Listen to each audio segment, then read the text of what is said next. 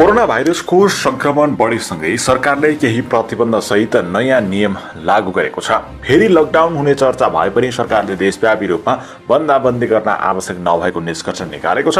काठमाडौँ उपत्यका प्रवेशमा पूर्ण रूपमा रोक लगाउनु पर्ने र सार्वजनिक यातायात बन्द गर्नुपर्ने काठमाडौँ उपत्यकाका स्थानीय तहहरूको मागलाई पनि सरकारले अस्वीकार गरेको छ र सक्रिय संक्रमित 200 भन्दा बढी भएका जिल्लाबाट अन्यत्र जान रोक लगाउने, भदौ 1 बाट खुल्ला गर्ने भनिएको लामो दूरीका निजी तथा सार्वजनिक यातायात तथा आन्तरिक र बाह्य हवाई सेवा थप 15 दिन नखोल्ने निर्णय भएको छ।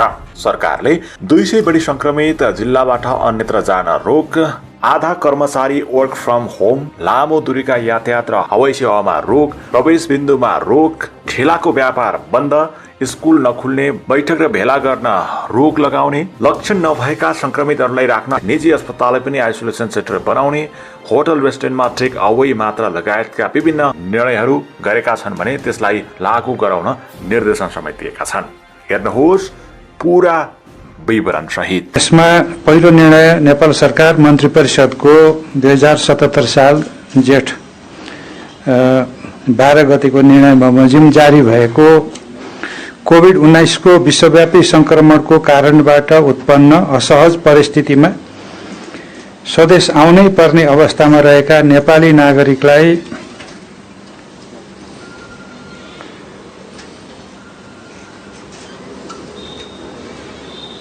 स्वदेश आउन सहजीकरण गर्ने सम्बन्धी आदेश 2077 को दफा 2 प्रवेश बिन्दु सम्बन्धी व्यवस्थामा रहेको उपदफा 1 को सट्टा देहायको उपदफा राख्ने र सोको सूचना नेपाल राजपत्रको अतिरिक्त अङ्कमा प्रकाशन गर्ने भनिएको छ। जेठ 12 गतेको निर्णयमा 20 वटा नाकाबाट अन्तर्राष्ट्रिय सीमा नाकाबाट नेपाल प्रवेश गर्न सक्ने भनिएकोमा त्यसलाई संशोधन गरेर मन्त्री परिषदको बैठकले 10 वटा नाकाबाट मात्रै भारत सीमावर्ती क्षेत्रका 10 वटा नाकाबाट मात्रै नेपाल छिर्न पाउने निर्णय गरेको छ र ती खास गरी भारतबाट स्थलमार्ग हुँदै स्वदेश आउने नेपालीको लागि नेपाल भारत सीमाका देहायका प्रवेश बिन्दु तोकिएको छ। काकरभिटा झापा, रानी मोरङ, माडर सिराहा, गौर रौतहटमा, वीरगञ्ज पर्सा जिल्ला, बेलिया रूपन्देही जिल्ला, कृष्णनगर कपिलवस्तु जिल्ला, जमुना बाँके जिल्ला, गौरीफन्टा कैलाली जिल्ला र गटाचौकी कञ्चनपुर जिल्ला। कोभिडकै सन्दर्भमा अर्को निर्णय म सुनाउन गइरहेको छु। विश्वव्यापी महामारीको रूपमा फैलिएको कोभिड-19 रोगको संक्रमणबाट सुरक्षित रहनका लागि छिमेकी मित्र राष्ट्रहरू लगायत अन्य मित्र राष्ट्रहरूले चालेका प्रयास र अनुभवहरू समेतलाई ध्यानमा राखी यस क्षेत्रमा बसोबास गर्ने व्यक्तिहरूलाई सो रोगको संक्रमणबाट सुरक्षित राख्न नेपालले अन्तर्राष्ट्रिय सिमानामा रहेका प्रवेश गर्ने सबै प्रवेश बिन्दु र खुला सिमानाको जुनसुकै स्थानबाट हुन सक्ने यात्रुहरूको आवागमन 2077 साल साउन 32 गते आइतबार मध्यरातसम्मको लागि स्थगित गरिएकोमा हाललाई मिति 2077 भदौ 31 गते बुधबार तदनुरूप 2020 को सेप्टेम्बर 16 मध्यरातसम्मका लागि नेपालको अन्तर्राष्ट्रिय सिमानामा रहेका नेपाल प्रवेश गर्ने सबै प्रवेश बिन्दु र खुला सिमानाको जुनसुकै स्थानबाट हुन सक्ने यात्रुहरूको आवागमन स्थगित गर्ने गरी गरिएको निर्णयलाई निरन्तरता दिने।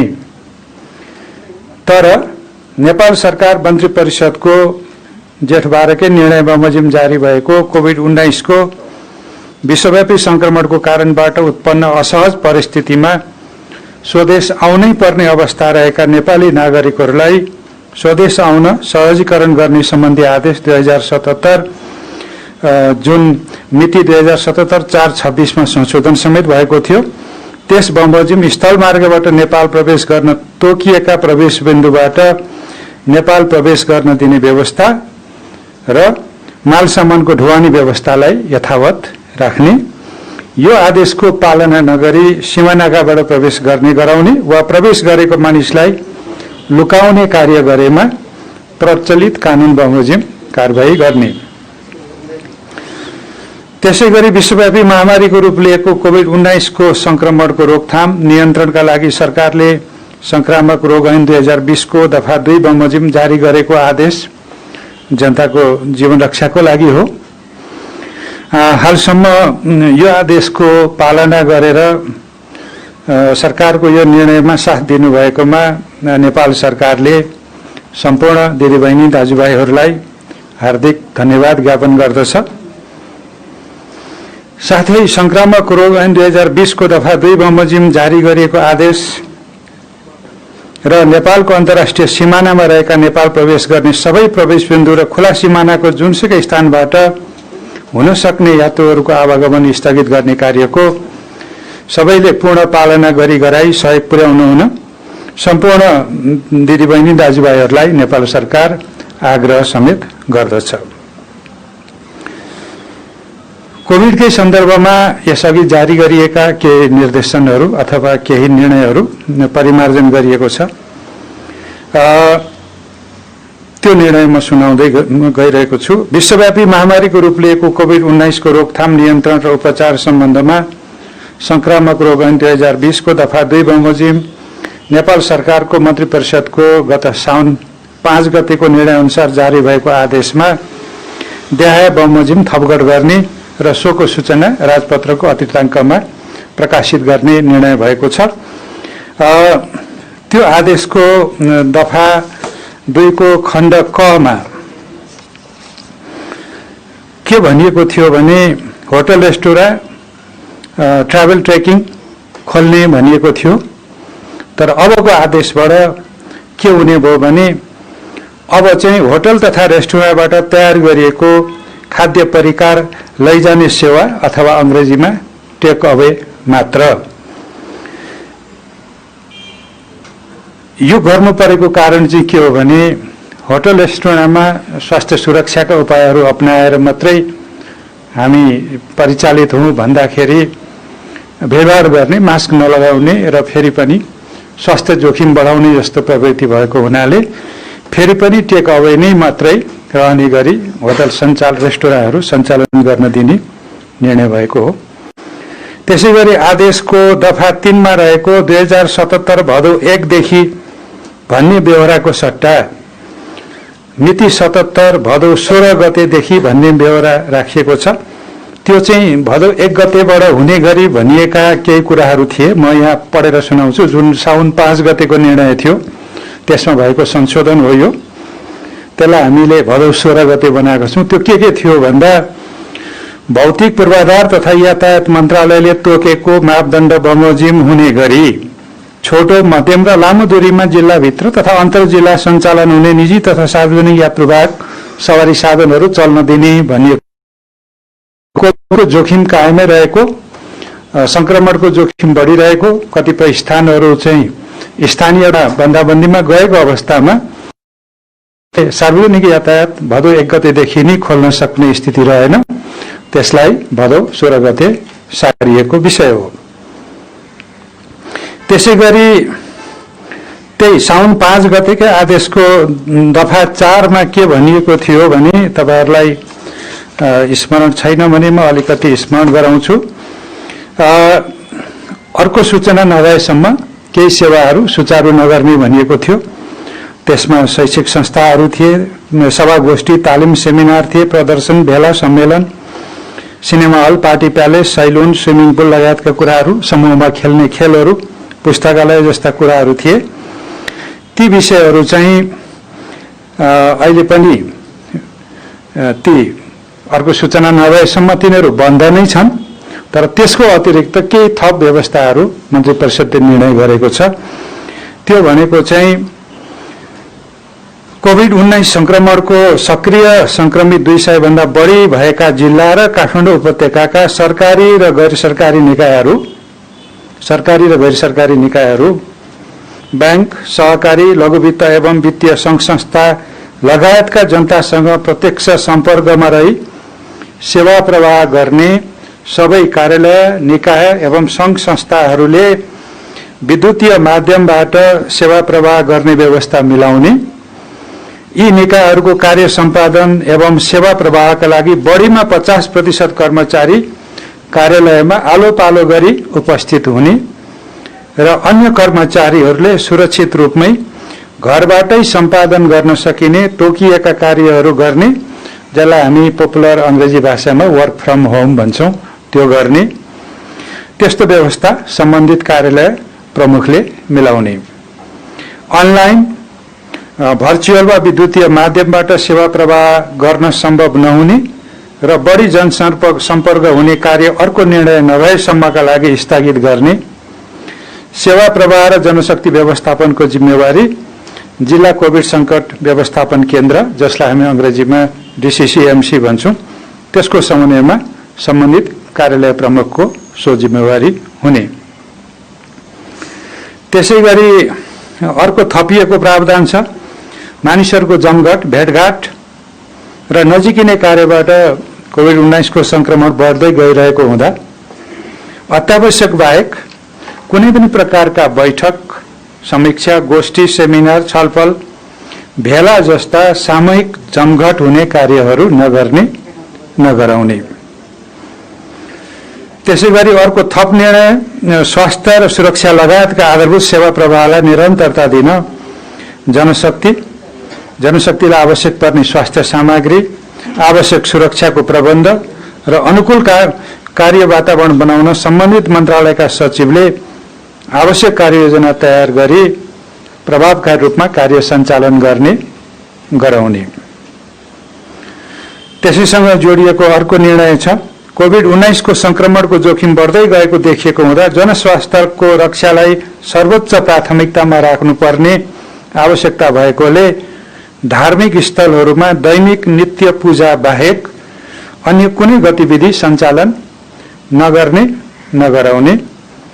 चाडपर्वहरू आफ्नै घरभित्र रही जनस्वास्थ्यका मापदण्डहरू पालना गरेर आफ्ना परिवारका बीचमा मात्र मनाउने। त्यसरी अर्को निर्णय छ, दैनिक उपभोग्य लगायतका वस्तु लगायत पूर्वाधार निर्माणमा आवश्यक सामग्री आपूर्ति गर्दा सो कार्यमा संलग्न चालक, सहचालक तथा अन्य व्यक्तिहरूले स्वास्थ्य सुरक्षा सम्बन्धी मापदण्डको पालनामा कमी भएको देखिएकोले सम्बन्धित व्यवसायी, उद्योगी एवं सामाजिक संस्था, सामुदायिक संस्था र सहकारी संस्थाहरूले अनिवार्य रूपमा सामाजिक दूरी कायम गर्नुका साथै मास्क, स्यानिटाइजर जस्ता न्यूनतम स्वास्थ्य मापदण्डहरू पालना गर्ने, तोकिएको प्रवेश बिन्दु र सुरक्षा जाँच गर्ने स्थानहरूमा मापदण्ड पालना भए नभएको जाँच गर्ने, पालना नभएकोमा तत्काल कारबाही गर्ने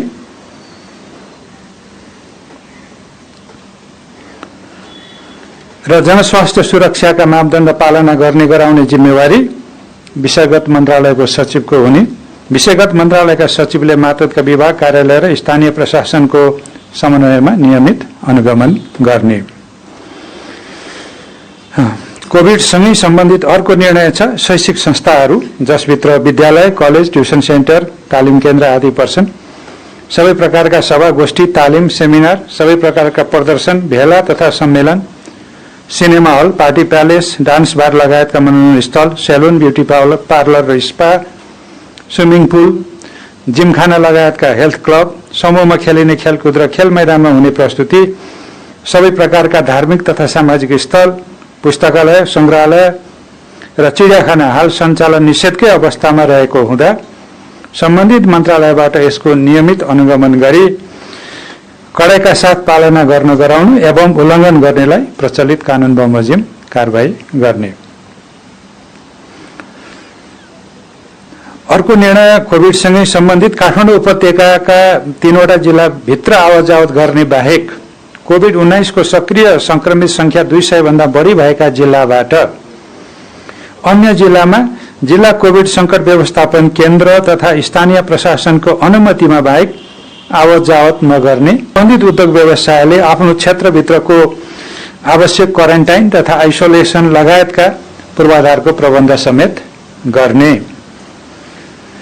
नेपाल सरकार मन्त्री परिषदको निर्णय बमोजिम अनुमति भएका व्यक्तिहरूलाई नेपाली कूटनैतिक नियोगको सिफारिसमा 300 जना र वैदेशिक रोजगार कल्याणकारी कोषबाट खर्च बेहोर्ने गरी उद्धार गरिने 200 जनासम्म नेपाली नागरिक गरेर दैनिक कुल 500 जनाको संख्यामा नबढ्ने गरी उडान अनुमति दिने।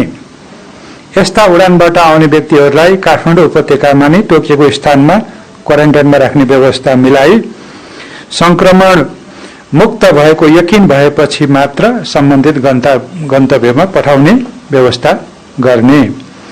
यसरी आउने व्यक्तिहरूलाई आवश्यक क्वारेन्टाइन व्यवस्था काठमाडौँ उपत्यकाका स्थानीय तहको समन्वयमा काठमाडौँ, ललितपुर र भक्तपुर जिल्लाको जिल्ला कोभिड संकट व्यवस्थापन केन्द्रले गर्ने। यसरी आउने यात्रीहरूको 5 देखि 7 दिनभित्रमा स्वास्थ्य तथा जनसङ्ख्या मन्त्रालयले आरटीपीसीआर परीक्षण गर्ने व्यवस्था मिलाउने। कोभिड-19 को विश्वव्यापी संक्रमणको कारणबाट उत्पन्न असहज परिस्थितिमा स्वदेश आउनै पर्ने अवस्थामा रहेका नेपाली नागरिकलाई स्वदेश आउन सहजीकरण गर्न सम्बन्धी आदेश 2077 मा तोकिएको प्रवेश बिन्दुहरूमा आवत जावत गर्ने व्यक्तिहरूको अभिलेख राख्ने। प्रवेश बिन्दु रहेकै जिल्लामा सम्बन्धित प्रदेश सरकारको समन्वय र नेपाली सेनाको सहयोगमा सम्बन्धित जिल्ला कोभिड संकट व्यवस्थापन केन्द्रले आवश्यक बेड संख्याका क्वारेन्टाइनको व्यवस्था गर्ने। भारततर्फको सीमावर्ती क्षेत्रमा रहेका बस्ती एवं बजारमा कोभिड-19 को संक्रमण फैलिरहेको अवस्थामा त्यसलाई मध्यनजर गर्दै नेपाल भारत सीमाबाट नेपाल प्रवेश गर्न तोकिएका उल्लेखित निश्चित प्रवेश बिन्दुहरू बाहेक अन्य कुनै पनि स्थानबाट दैनिक रूपमा किनमेलको लागि आवत जावत गर्न, उद्योगको लागि कुनै प्रकारको जनशक्ति कामदार ल्याउन एवं कुनै पनि प्रकारको आवत जावत हुन नदिने व्यवस्था सम्बन्धित जिल्ला कोभिड संकट व्यवस्थापन केन्द्रले मिलाउने। अब यसमा के भएको थियो तपाईहरुलाई थाहै होला।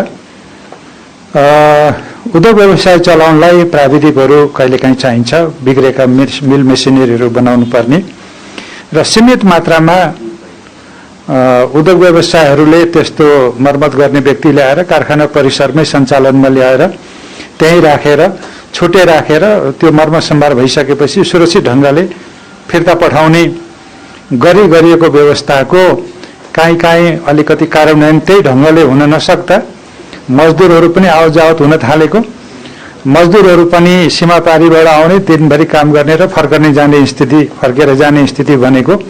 त्यसले गर्दा सीमावर्ती औद्योगिक कारोबार र चाहिँ गतिविधि हुने जिल्लाहरूमा बढी संक्रमण बढ्यो। त्यसकारणले अहिले चाहिँ त्यो आवत जावतलाई पूर्णतः बन्द गर्ने निर्णय गरिएको हो। कोभिडसँगै सम्बन्धित अर्को पनि निर्णय छ। यो संक्रमणको दर वृद्धि भइरहेको सन्दर्भमा लक्षण नदेखिएका संक्रमितहरूलाई राख्न आवश्यक बेड संख्याका आइसोलेसन सेन्टर तयार गर्ने, संक्रमणको दर बढिरहेको स्थानमा रहेको अस्पतालको हालको क्षमता अध्ययन गरी लक्षण भएका संक्रमितहरूलाई उपचार गर्ने प्रयोजनको लागि स्वास्थ्य तथा जनसङ्ख्या मन्त्रालयले स्रोत साधनको आवश्यक प्रबन्ध सहित निजी अस्पताल र शिक्षण अस्पतालहरूलाई प्रयोग गर्न सक्ने गरी वैकल्पिक व्यवस्था मिलाउने र हाल संक्रमणको दर बढेका, संक्रमणको उच्च जोखिममा रहेका एवं आवश्यक मात्रामा स्वास्थ्य कर्मीको अभाव देखिएका स्थानहरूमा स्वास्थ्य एवं जनसङ्ख्या मन्त्रालयबाट तत्काल आवश्यक जनशक्ति खटाई स्वास्थ्य सेवालाई सुदृढ र प्रभावकारी बनाउने। यी चाहिँ कोभिडसँग सम्बन्धित नेपाल सरकारले गरेका निर्णयहरू मैले भने। अब केही अरू मन्त्रालयगत प्रस्तावहरूमा भएका निर्णयहरू म यहाँहरूलाई सुनाउन गइरहेको छु। उद्योग वाणिज्य तथा आपूर्ति मन्त्रालयको प्रस्तावमा नेपाल बंगलादेश वाणिज्य सचिव स्तरको 6औं बैठकको लागि वार्ता गर्न वाणिज्य सचिवको संयोजकत्वमा 11 सदस्यीय वार्ता टोली गठन गर्ने निर्णय भएको छ। गृह मन्त्रालयको दुईटा प्रस्तावहरू, एउटा विभूषण सम्बन्धी विधेयकको मस्यौदा तर्जुमाको लागि सैद्धान्तिक स्वीकृति दिने। विभूषण सम्बन्धी पुरानो ऐन र त्यस अनुसार काम गर्दै जाँदा कतिपय समस्याहरू पनि सिर्जना भएको र यसलाई नयाँ प्रकारले व्यवस्थित ढङ्गले विभूषणको मर्यादा मूल्य कायम रहने गरी नयाँ ऐन तर्जुमा गरेर जानु आवश्यक देखेकोले यसको तर्जुमा गर्न सैद्धान्तिक सहमति दिएको विषय रह्यो। त्यसपछि नेपालीलाई विदेशमा कुनै पनि मुलुकले दिने सम्मान विभूषण प्राप्त गर्नलाई नेपाल सरकारको स्वीकृति चाहिन्छ। त्यसै क्रममा नेपाली सेनाका महासेनानी सञ्जय देउजालाई government of Lebanese republic ministry of national डिफेन्सबाट प्रदान गरिएको विभूषण the medal of military valour silver degree ग्रहण गर्न स्वीकृति दिने निर्णय भएको छ। गृह मन्त्रालयकै यो रुकुम घटनासँग सम्बन्धित एउटा प्रस्तावमा मन्त्री परिषदले गरेको निर्णय म सुनाउन गइरहेको छु। रुकुम जिल्लामा जुन विभत्स घटना भयो सरकारले त्यसको भर्त्सना गरेको छ र त्यसबाट धेरै हानि नोक्सानी केही परिवारका सदस्यहरू मृत्यु भएको छ र केही घाइते भएका छन्। उनीहरूको लागि सरकारले केही राहतका निर्णयहरू गरेको छ, त्यो म सुनाउन गइरहेको छु। जिल्ला रुकुम पश्चिम चौरजारी नपा 8मा 77/2/10 गतेको घटनाका मृतक परिवारलाई प्रति परिवार रु 10 लाखका दरले आर्थिक सहायता उपलब्ध गराउन र घाइतेहरूको उपचार गर्दा लागेको बिल बमोजिमको उपचार खर्च सरकारले बेहोर्ने भन्ने निर्णय भएको छ। मृतक र चाहिँ अनि मृतकको बाबुहरूको विवरण यहाँ राखिएको छ। नवराज विक, गणेश बुढा मगर, लोकेन्द्र सुनार, सञ्जीव विक, गोविन्द साई भेरी, टीकाराम सुनार। तपाईहरुलाई बाँडिने हार्ड कपीमा त्यो छँदैछ, डिटेल मैले भनिरहनु परेन। त्यसै गरी घाइतेहरूको विवरणमा पनि लालबहादुर खड्का, विभाग पुन, कैलाश भन, सरोज भडेल, भोला बिसी, युनिक भन, जीवन भन, सुदीप खड्का, गोविन्द सुनार, महेश कार्की, दिल्ली विक र सुनिल सुनार हुनुहुन्छ। उहाँहरूको उपचारको खर्च सरकारले बेहोर्ने र मृतकको परिवारलाई 10 लाख दिने निर्णय भएको छ। वन मन्त्रालयको दुईटा प्रस्ताव स्वीकृत भएको छ। एउटा चाहिँ सुपरमाई क्यास्केड जलविद्युत आयोजनाको लागि राष्ट्रिय वन क्षेत्र प्रयोग गर्न दिने र अर्को चाहिँ गर्चेङ खोला साना विद्युत जलविद्युत आयोजनाको लागि पनि वन क्षेत्र प्रयोग गर्न दिने। कृषि र मन्त्रालयको प्रस्तावमा खाद्य पदार्थहरूको खाद्य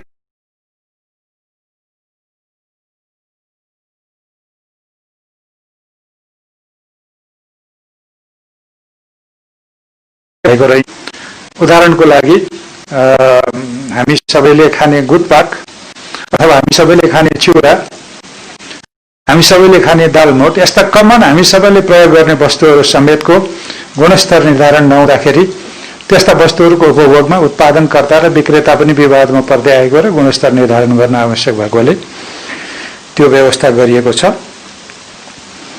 संस्कृति पर्यटन र नागरिक उड्डयन मन्त्रालयको प्रस्तावमा यो सानातिना पर्यटकीय पूर्वाधारहरू अब सङ्घ प्रदेश र स्थानीय तहको साझेदारीबाट गर्नु राम्रो हुन्छ र पर्यटन मन्त्रालयले अहिलेसम्म गरिरहेका कतिपय कामहरू प्रदेश र स्थानीय तहको पनि सहभागिता भयो भने प्रभावकारी हुन सक्छ भनेर एउटा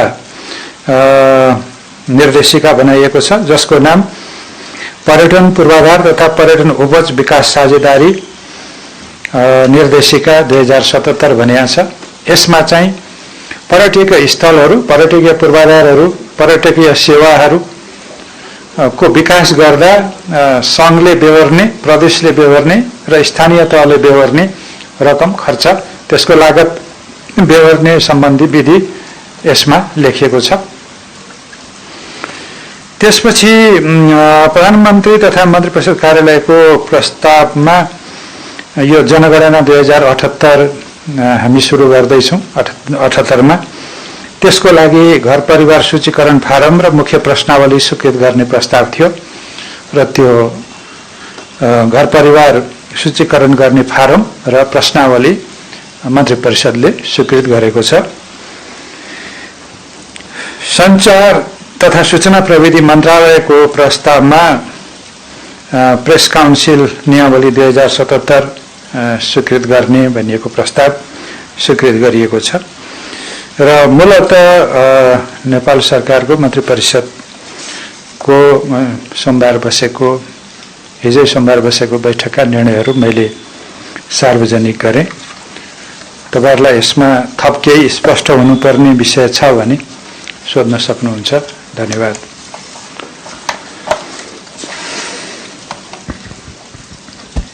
मन्जु नमस्ते, म विनोद कटुवाल सरकाटीबाट।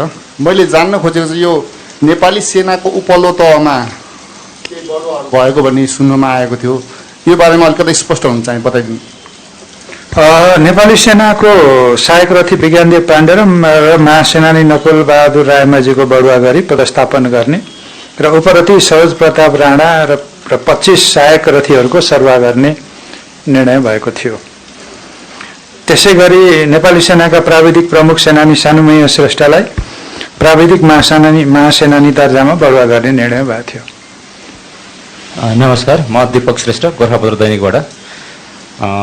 आज यो निर्णयहरू सुन्दा चाहिँ अब यो बन्दाबन्दीकै स्वरूपतिर हामी फेरि गइरहेछौँ जस्तो पनि लाग्यो। अब अस्ति हजुरले भन्नुभएको थियो बन्दाबन्दी अब गरिँदैन, अब केही स्वास्थ्य सुरक्षाको विषयमा चाहिँ अब अलिकति कडाइ गरिन्छ भन्नुभएको थियो। के हो, हामी त्यो बन्दाबन्दीतिर गइरहेछौँ कि अब अलिकति यो सुरक्षाको दृष्टिकोणले मात्रै हामीले अलिक कडाइ गर्न खोजेको एउटा कुरा। अर्को कुरा चाहिँ 1 गतेबाट विद्यालयको भर्ना खोल्ने कुरा पूर्व निर्णय थियो, त्यो विषयमा चाहिँ अलिकति केही आएन कि जस्तो लाग्यो, अलिकति स्पष्ट पारिदिनु। धन्यवाद। विद्यालय भर्ना लगायतका धेरै कुराहरूलाई हामीले भदौ 16बाट सार्यौँ। अहिले चाहिँ 15 दिनलाई हामीले फेरि भदौ 15 सम्म चाहिँ धेरै गतिविधिहरू नगर्ने भनिएको छ।